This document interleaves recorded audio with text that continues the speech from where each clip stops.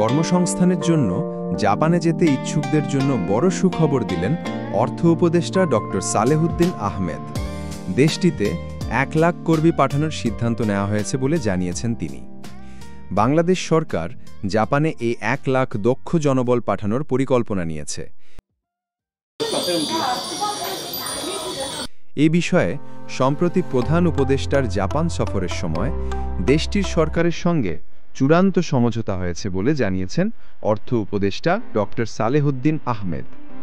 9 September মঙ্গলবার সরকারি ক্রয় সংক্রান্ত মন্ত্রিসভা কমিটির বৈঠক শেষে সাংবাদিকদের এসব তথ্য জানান তিনি। উপদেষ্টা বলেন, জাপানে 1 লাখ কর্মী পাঠানোর সিদ্ধান্ত নেওয়া হয়েছে। জাপানি ভাষা জানার পাশাপাশি যে কোনো ধরনের দক্ষতা থাকলেই দেশটিতে চাকরির সুযোগ মিলবে। প্রতিদিন ভিসা সংক্রান্ত আপডেট তথ্য পেতে সাবস্ক্রাইব করুন আমাদের চ্যানেল এমন কেন।